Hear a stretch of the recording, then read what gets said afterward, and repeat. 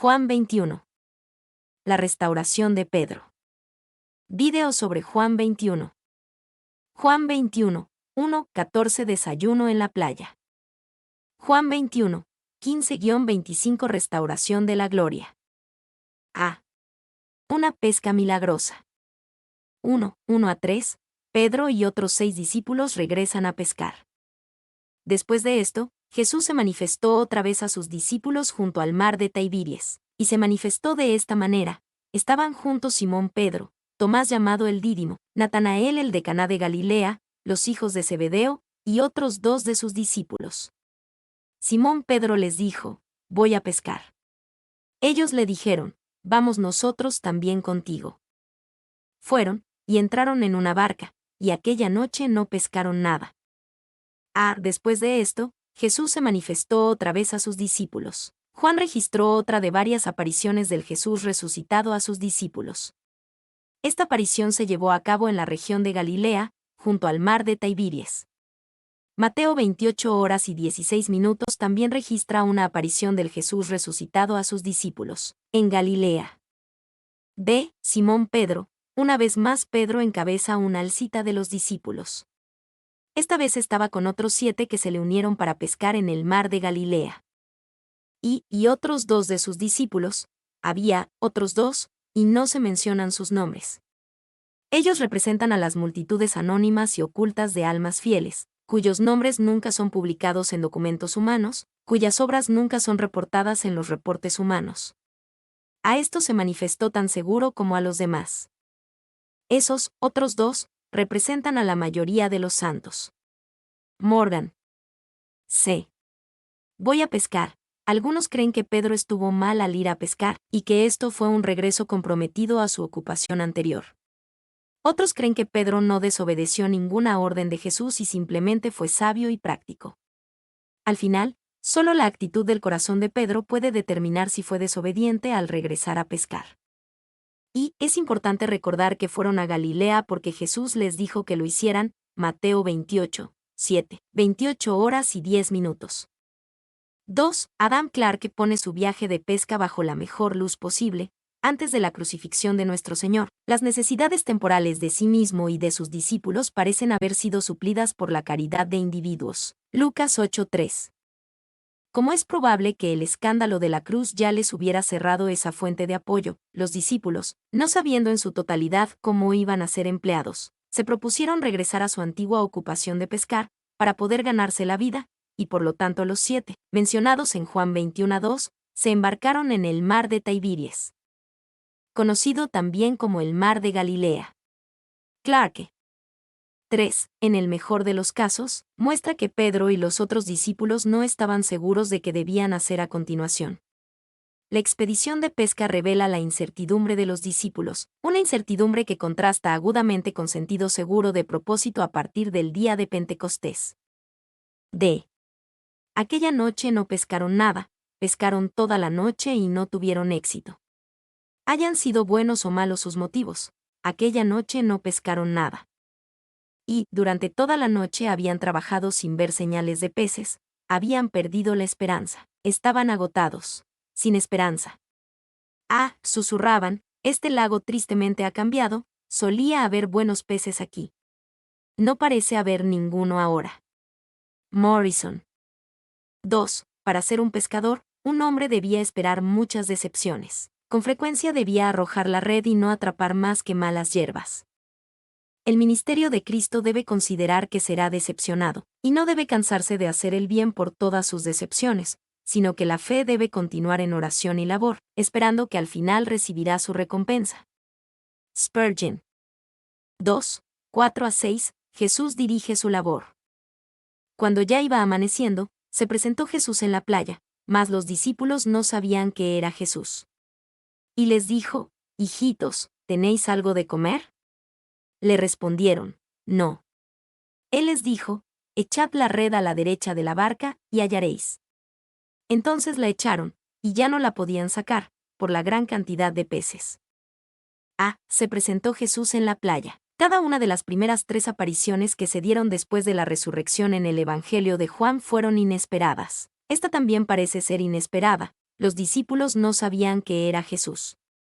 Y parece indicar la rapidez de la aparición. That's 2. Es maravilloso pensar que Jesús se apareció en su trabajo. Él estaba interesado en cada aspecto de su vida, no solo cuando iban a los servicios religiosos. El Redentor y Gobernante resucitado le estaba mostrando a sus hombres su interés y poder en las áreas comunes de sus vidas. Morgan. 3. No sabemos exactamente por qué no sabían que era Jesús. Tal vez estaban demasiado preocupados por su fracaso, o tal vez no podían verlo con claridad a través la neblina de la mañana en el lago. Tenny. Ve, hijitos, ¿tenéis algo de comer? Jesús habló con sus discípulos con un saludo común que los trabajadores usaban entre ellos. Sin embargo, también les hace explicar una noche de pesca sin éxito, haciéndoles responder que no. Y debería ser, muchachos, siendo paidión el término común para dirigirse a los hombres en el trabajo. Ver Aristófanes, Nubes, 137, Ranas, 33. That's 2. Dijo esto como si fuera un mayordomo, quien pasando cerca de ellos, les llama, como si quisiera comprar pescado para el uso de su familia. Echad la red a la derecha de la barca, y hallaréis. Jesús hizo una extraña sugerencia a sus discípulos. No había razón lógica por la que pescar a la luz de la mañana sería mejor que pescar en la noche. No había razón por la que pescar de un lado del bote sería mejor que el otro lado. Ni siquiera fue una prueba directa de confianza en Jesús, porque no supieron que era Él hasta que atraparon los peces. Esto probablemente fue una prueba de su capacidad de encontrar la guía de Dios en pequeñas e inesperadas maneras, como un extraño dándoles instrucciones de pesca desde la orilla. Y no he podido encontrar ninguna evidencia que indique qué lado del bote acostumbraban utilizar los pescadores en el mar de Galilea, por lo que es difícil saber si esto era inusual o no. Morris.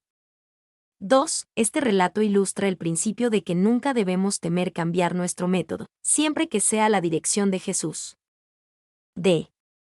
Ya no la podían sacar, por la gran cantidad de peces. Los discípulos hicieron lo que el hombre de la orilla les dijo y tuvieron éxito más allá de lo esperado. Esto muestra una diferencia entre trabajar sin guía divina y hacerlo con guía divina. Y la experiencia debió recordarle a sus discípulos de un incidente similar muchos meses atrás, aunque en esa ocasión la red se rompió y el bote comenzó a hundirse. Ver Lucas 5, 1, 11. Tax. 2. No hay necesidad de buscar significados simbólicos para el lado derecho o el izquierdo. La diferencia no es entre la derecha o la izquierda, sino entre trabajar con o sin la guía divina. Planner. 3. La red de pesca de los discípulos es una parábola de su actividad misionera en el tiempo que se avecina. Pero esta actividad, con su secuela pastoral, alcanzará el éxito solo mientras sigan la dirección de su Señor resucitado. Bruce. 4. Tenemos aún mayores razones para esperar bendición cuando Él dirige nuestro servicio. Jesús nunca le ordenó a estos discípulos que fueran a pescar, pero a nosotros sí nos ordenó que fuéramos a predicar el Evangelio e hiciéramos discípulos. La presencia de Cristo, si tan solo apareciera entre nosotros en la plenitud de su poder, haría mucho más por nosotros que cualquier cosa que hayamos visto hasta ahora, de tal manera que estaríamos tan sorprendidos por el incremento como lo estuvieron los apóstoles por las 2 grandes pescas.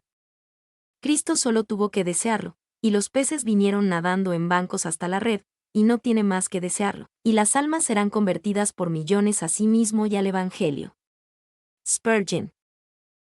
Es un milagro, ciertamente, sin embargo ni los pescadores, ni su bote, ni sus aparejos de pesca son ignorados, todos son usados y todos son empleados.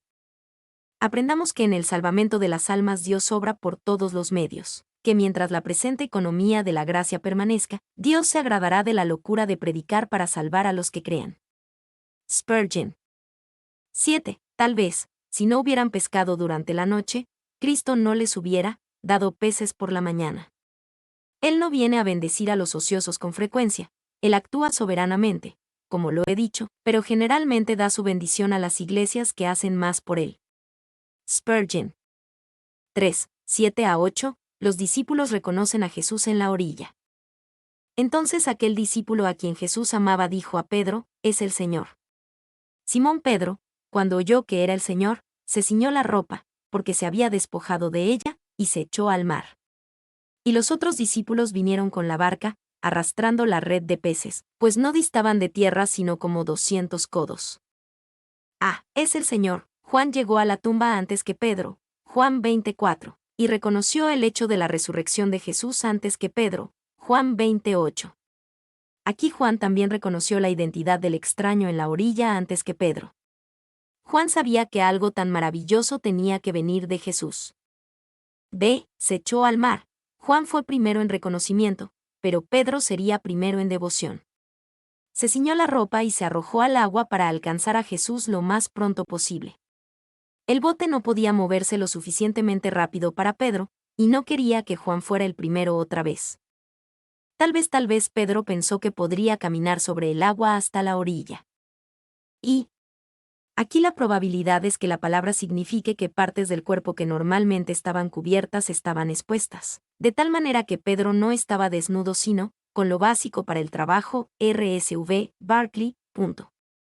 Morris.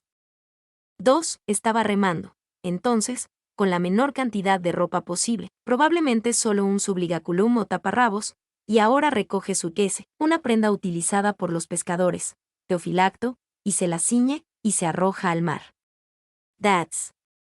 3. Alza la mirada, lo reconoce, se olvida de todo lo demás, se pone su prenda externa, pues ningún oriental se presentaría desvestido delante de su superior, se lo ciñe, y se arroja al mar, tan presto es su amor por el Señor.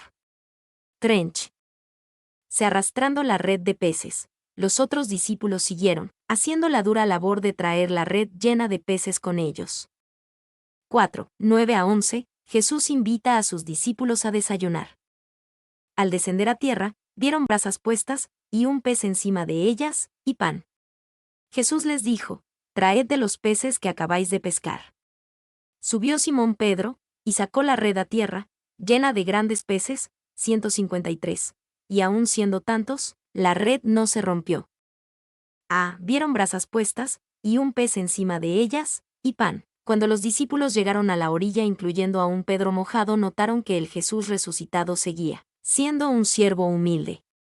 Se tomó la molestia de preparar el fuego y cocinar la comida para sus discípulos. Traed de los peces que acabáis de pescar. El orden de los acontecimientos muestra que Jesús les había preparado comida antes de que llegaran con la gran pesca. Lo que atraparon fue un extra en el menú, no el menú. Y subió Simón Pedro, y sacó la red a tierra, llena de grandes peces. 153 peces más una red mojada probablemente pesarían alrededor de 300 libras o más. La observación del número exacto de peces y el hecho de que la red no se rompiera reflejan tanto el relato de un testigo ocular como la experiencia de un pescador. 2. Que Pedro la haya arrastrado con una sola mano es un tácito tributo a su fuerza física. Bruce. Se llena de grandes peces, 153. Pedro tomó la iniciativa y arrastró la pesada red él solo. La red no se rompió y contenía una gran pesca de 153 pescados. A lo largo de los siglos ha habido muchos intentos por explicar por qué el número fue 153. Algunos intérpretes, como Agustín, piensan que es porque 153 es la suma de los números del 1 al 17. Esta pesca de peces apunta hacia el número 17, el cual él pensaba que era el número de mandamientos, 10, agregado a los 7 dones del Espíritu. Algunos han señalado que 153 es el valor numérico agregado de las palabras griegas Pedro y pez.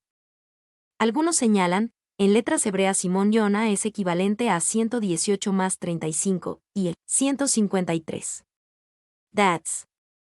Algunos escritores antiguos, como Jerome, creen que había 153 diferentes tipos de pescado en el mundo y esta pesca representó una cosecha del mundo entero. Algunos, como Cirilo de Alejandría, pensaron que 100 representaba a los gentiles, 50 a Israel y 3 a la Trinidad. Y, la verdad es que todos sabemos con certeza que 153 representa el número de peces en la red. Las muchas interpretaciones alegóricas del número nos advierten contra la creación de significados ocultos en el texto bíblico. 2. Pedro nunca podía conseguir tanto pescado sin contarlo, y Juan, al ser pescador, nunca pudo olvidar el número de sus más grandes pescas. 5. 12-14, los discípulos desayunan con Jesús. Les dijo Jesús, venid, comed. Y ninguno de los discípulos se atrevía a preguntarle, ¿tú, quién eres?, sabiendo que era el Señor. Vino, pues, Jesús, y tomó el pan y les dio, y asimismo del pescado. Esta era ya la tercera vez que Jesús se manifestaba a sus discípulos, después de haber resucitado de los muertos. Les dijo Jesús, venid, comed. Estamos impresionados ante la naturaleza servicial de Jesús, incluso en su resurrección. Preparó desayuno para sus discípulos, sin duda uno delicioso. Y Boís reflexionó sobre las muchas invitaciones de Jesús en los Evangelios. Venid y ved, Juan 1:39. Venid y aprended, Mateo 11, 28-29. Venid y descansad, Marcos 6:31. Venid, comed, Juan 21:12. Venid y heredad, Mateo 25, 34-36. Y ninguno de los discípulos se atrevía a preguntarle, ¿tú, quién eres?, sabiendo que era el Señor. Esta es otra indicación de que había algo inusual en la apariencia de Jesús después de su resurrección. Posiblemente era el resultado de los golpes que soportó en la cruz, cuyas cicatrices permanecieron al menos en parte. Y, anteriormente, no hubieran pensado en preguntarle, ¿quién eres tú? Pero ahora sentían como si tuvieran que hacerlo, porque, después de todo, ellos sabían quién era. Bros. 2. El verbo traducido como preguntarle significa más, cuestionarlo o probarlo. Alfred. 3. Ninguno de los discípulos se atrevió a preguntarle, es examinar con un interrogatorio. Cada hombre se sintió convencido de que era el Señor, y una nueva reverencia evitó que lo cuestionaran. C. Vino, pues, Jesús, y tomó el pan. Jesús es visto con frecuencia comiendo con sus discípulos después de la resurrección. Esta es una imagen de una comunión íntima y amigable. Y les dio, y asimismo del pescado. Evidentemente había algo solemne y significativo en su modo, indicando que debían considerarlo como la persona que suplió todas sus necesidades. 2. Se comieron el pescado y el pan esa mañana, no lo dudo, en una silenciosa autohumillación.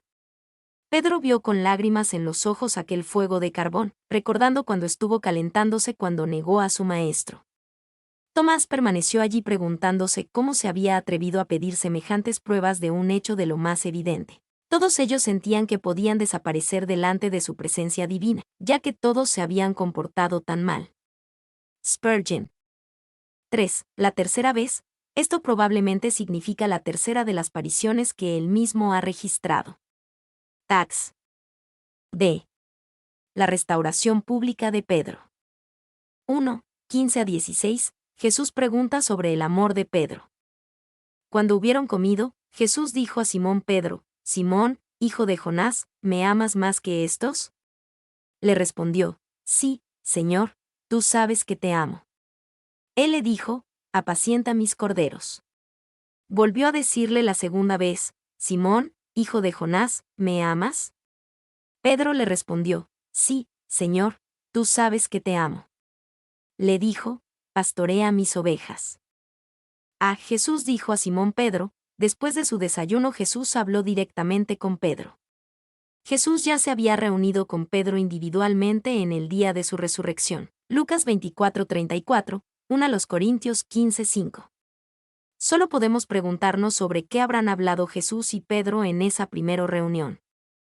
Sin embargo, seguía siendo importante para Jesús restaurar a Pedro en presencia de los otros discípulos.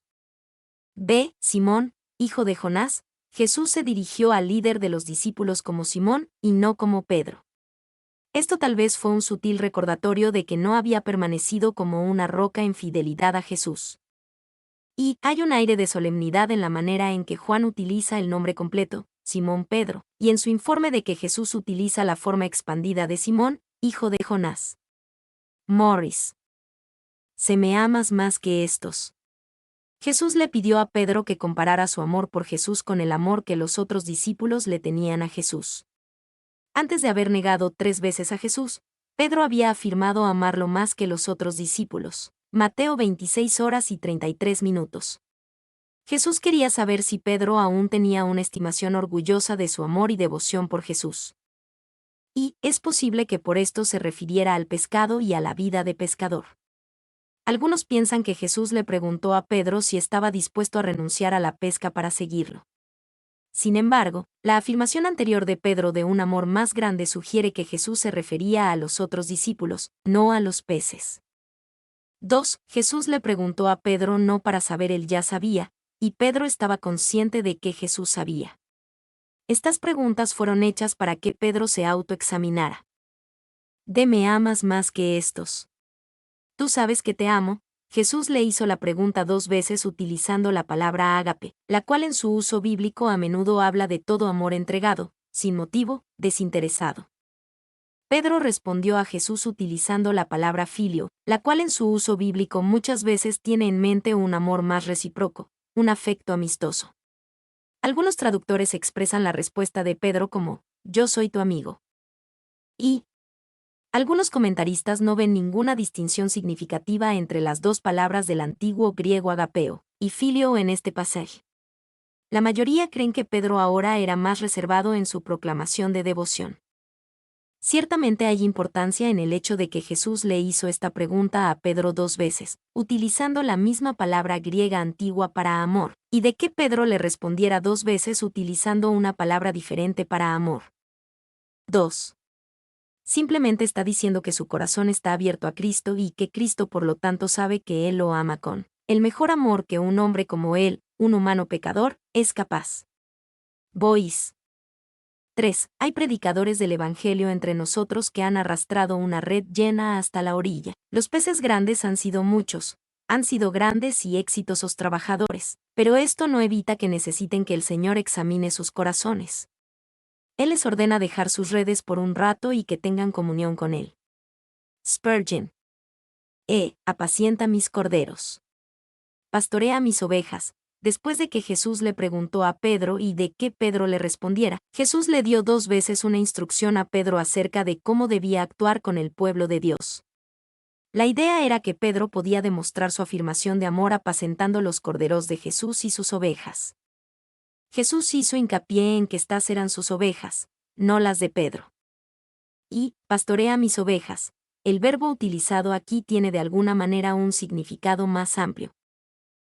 Ejerce el oficio de pastor, en vez de un simple, apacienta, punto. Morris. 2. Pastorea mis ovejas. Con lo cual parece indicar que no basta con solo ofrecer el pan de vida a la congregación del Señor, sino que debe encargarse de que las ovejas sean adecuadamente recogidas, atendidas, reguladas, guiadas, etc. Y parece que Pedro comprendió a la perfección a lo que se refería su Señor, y vio que fue una dirección dada no solo a él, y al resto de los discípulos, sino a todos sus sucesores en el ministerio cristiano. Clarke. 2:17. Jesús le pregunta a Pedro una tercera vez, ¿me amas? Le dijo la tercera vez, Simón, hijo de Jonás, ¿me amas? Pedro se entristeció de que le dijese la tercera vez, ¿me amas? Y le respondió, Señor, tú lo sabes todo, tú sabes que te amo. Jesús le dijo, apacienta mis ovejas. Le dijo la tercera vez. Estas 2 preguntas anteriores que Jesús le hizo a Pedro en presencia de los otros discípulos no fueron suficientes para lograr lo que Jesús quería hacer en la vida de Pedro. Jesús tuvo que preguntar por tercera vez. Pedro se entristeció de que le dijese la tercera vez. Pedro entendió el significado de que le hiciera la pregunta por tercera vez. Era un recordatorio evidente de su anterior negación de 3 veces. Y Pedro había negado 3 veces a su Señor, y ahora Cristo le da una oportunidad en cierta medida de reparar el daño con una triple confesión. Clarke. ¿Se me amas? La tercera vez Jesús cambió ligeramente la pregunta. Le preguntó a Pedro si realmente tenía un amor de hermanos, una amistosa devoción a Jesús. Pileis. Y Pedro en sus primeras 2 respuestas utiliza una palabra menos exaltada, y una, insinuando conciencia de su propia debilidad, y una persuasión y profundo sentimiento de un amor personal.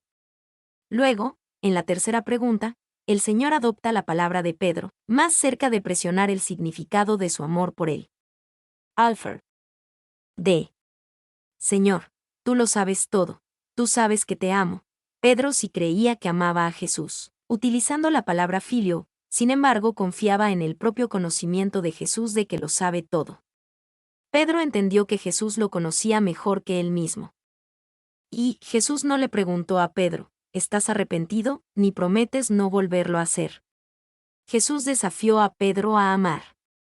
2. Jesucristo nos pide a cada uno de nosotros, no obediencia en primer lugar, ni arrepentimiento, ni votos, ni conducta, sino un corazón, y habiendo entregado eso, lo demás le seguirá a continuación.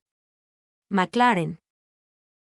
Apacienta mis ovejas. Jesús restauró a Pedro en presencia de los otros discípulos llevándolo a enfrentar directamente su punto de fracaso. Luego Jesús desafió a Pedro a poner sus ojos en la obra que tenía por delante. 3. 18 a 19. El llamamiento de Jesús en la vida de Pedro. De cierto te digo, cuando eras más joven, te ceñías, e ibas a donde querías. Mas cuando ya seas viejo, extenderás tus manos, y te ceñirá otro, y te llevará a donde no quieras. Esto dijo, dando a entender con qué muerte había de glorificar a Dios. Y dicho esto, añadió, sígueme. De cierto. Jesús utilizó estas palabras como prefacio de su mensaje para Pedro con gran seguridad. Lo que estaba por decir necesitaba ser recordado.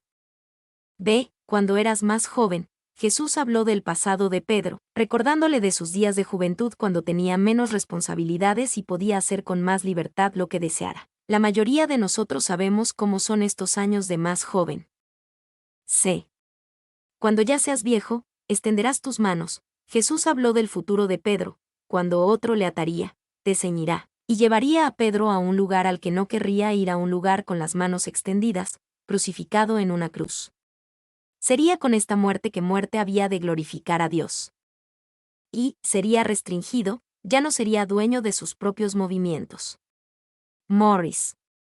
2. Confiando en que Pedro entendió lo que Jesús quiso decir, esto debió darle un gran escalofrío. Pedro, tú morirás en una cruz. Juan, el escritor del Evangelio, lo entendió, pero lo escribió muchos años después de la muerte de Pedro. 3. Sin embargo, también le dio a Pedro seguridad. En el momento crucial unas semanas antes, Pedro negó a Jesús 3 veces para salvarse de la cruz. Jesús le aseguró a Pedro de cierto que enfrentaría el desafío de la cruz una vez más y lo aceptaría. Jesús le prometió a Pedro que moriría en total fidelidad a su Mesías y Señor. 4. Los escritores antiguos afirman que, alrededor de 34 años después de esto, Pedro fue crucificado, y que consideraba algo tan glorioso el morir por Cristo que rogó que lo crucificaran con su cabeza hacia abajo, pues no se consideraba digno de morir en la misma postura que su Señor. Así Eusebio, Prudente, Crisóstomo y Agustín. Clarke. Jerónimo dice que fue coronado con el martirio bajo el reinado de Nero, siendo crucificado de cabeza, con los pies hacia arriba, porque alegó ser indigno de ser crucificado de la misma manera que su Señor. Alford. El cristiano en la muerte puede glorificar a Dios. Justino mártir confesó de sí mismo, que viendo la piedad de los cristianos en sus vidas y en su paciencia ante la muerte, entendió que esa era la verdad que tanto profesaban y sellaban con su sangre. Sígueme. En este dramático momento, Jesús le dio estas últimas palabras a Pedro. Años antes había llamado a Pedro a seguirlo, Mateo 4, 18-19. Ahora Pedro sabía que continuar siguiendo a Jesús significaría la cruz. Pedro fue desafiado una vez más a seguir a su Mesías, Maestro y Señor. Y Jesús puso a Pedro en una categoría con él mismo, una vida dedicada a Dios y finalmente sacrificada para glorificar a Dios. Se utiliza un lenguaje similar acerca de Jesús anteriormente en el Evangelio, Juan 12, 27-32, 13-31. La orden, sígueme, es un presente imperativo, que literalmente significa, continúa siguiéndome. Tenny. 2. Posiblemente hay un significado en el uso del tiempo presente aquí. Continúa siguiéndome, será la fuerza de este. Pedro había seguido a Cristo, pero no continuamente en el pasado. Para el futuro debía seguir incondicionalmente los caminos del Señor. Morris. 4, 20-23. ¿Qué de Juan? Volviéndose Pedro, vio que le seguía el discípulo a quien amaba Jesús, el mismo que en la cena se había recostado al lado de él, y le había dicho: Señor, ¿quién es el que te ha de entregar? Cuando Pedro le vio, dijo a Jesús: Señor, ¿y qué de éste? Jesús le dijo: Si quiero que él quede hasta que yo venga, ¿qué a ti? Sígueme tú. Este dicho se extendió entonces entre los hermanos, que aquel discípulo no moriría. Pero Jesús no le dijo que no moriría, sino: Si quiero que él quede hasta que yo venga, ¿qué a ti? Ah, Señor, y que de éste, Jesús acababa de renovar su desafío a Pedro: Sígueme. Juan 21:19. La primera respuesta de Pedro fue no decirle a Jesús que sí, sino que volviéndose vio al otro discípulo, Juan. La primera respuesta de Pedro al desafío personal de Jesús fue desviarlo preguntándole a Jesús qué quería hacer con alguien más. Y Pedro representa a la mayoría de nosotros. Se nos hace fácil desviar cualquier desafío personal de Jesús preguntándonos e incluso preocupándonos sobre lo que otros discípulos están haciendo o lo que Jesús puede requerir de ellos. 2. ¿Y qué de Juan? Su contribución única vendría después. Después de haberse consolidado en la ciudad pagana y cosmopolita de Efeso. Él evocará a los hombres de estar a la deriva en los inexplorados mares de la experiencia religiosa vaga y la especulación abstracta al anclaje seguro y certero de la autorrevelación de Dios en la figura histórica del Verbo hecho carne. Tasker. 3. Pablo habrá sido el pionero de Cristo, Pedro habrá sido el pastor de Cristo, pero Juan fue el testigo de Cristo. Barclay.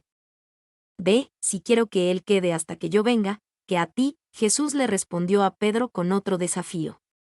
Aunque Pedro estaba destinado a morir en la cruz, Juan 21, 18-19, Jesús quería que Pedro considerara la posibilidad de que él tenía un destino totalmente diferente para Juan. Pedro tenía que considerar lo que Jesús requería de él sabiendo que Jesús podía requerir algo diferente de Juan o los otros discípulos. Y hay un toque de interés humano en su reprensión de Pedro por intentar descubrir la voluntad divina acerca de otro hombre, Morgan. Sígueme tú, este fue un desafío poderoso y desafiante. Sin importar cómo lidiaría Jesús con Juan o los otros discípulos, Pedro tuvo que decidir por sí mismo si quería o no seguir a Jesús. Este es un desafío para cada uno de los discípulos de Jesús. Y el uso del pronombre de la segunda persona en el mandamiento de Jesús hace la declaración enfática: Tú debes seguirme. Punto. Teni. 2. He llegado a la conclusión de que, en lugar de tratar de enmendar a todos los siervos de mi maestro en el momento, mi primera y más importante tarea es seguir a mi Señor, y creo, mi hermano, que sería sabio que usted también llegara a esa conclusión. Spurgeon. D. Este dicho se extendió entonces entre los hermanos, que aquel discípulo no moriría. El desafío que Jesús le dio a Pedro dio inicio a un rumor entre los primeros hermanos en la fe cristiana. El rumor era que Juan no moriría hasta que Jesús regresara. El hecho de que Juan fue el último discípulo en sobrevivir, habiendo sobrevivido a varios intentos por asesinarlo, le dio fuerza a este rumor. Y esto ilustra la frecuencia y la facilidad con la que las personas malinterpretan las cosas, y con qué frecuencia los hermanos malinterpretan. Pero Jesús no le dijo que no moriría. Una de las razones por las que Juan agregó este apéndice a su evangelio era para aclarar lo que Jesús dijo sobre esto y corregir el rumor. Jesús no le dijo a Juan que no moriría, sino que simplemente utilizó la posibilidad de esto como un ejemplo para Pedro. Y contaba el rumor que el Señor había profetizado que el discípulo amado estaría vivo cuando él regresara otra vez. Y el evangelista estaba ansioso por dejar perfectamente claro que Jesús solo había hablado hipotéticamente sobre tal posibilidad. Tasker. 5, 24-25, la conclusión al Evangelio de Juan. Este es el discípulo que da testimonio de estas cosas, y escribió estas cosas, y sabemos que su testimonio es verdadero. Y hay también otras muchas cosas que hizo Jesús, las cuales si se escribieran una por una, pienso que ni aún en el mundo cabrían los libros que se habrían de escribir. Amén. Este es el discípulo que da testimonio de estas cosas, y escribió estas cosas. Aquí Juan explica que él era el discípulo anónimo al que hizo referencia en varios lugares anteriormente. Juan dio testimonio solemne de la verdad de lo que escribió. Su testimonio es verdadero. B. Ni aún en el mundo cabrían los libros que se habrían de escribir.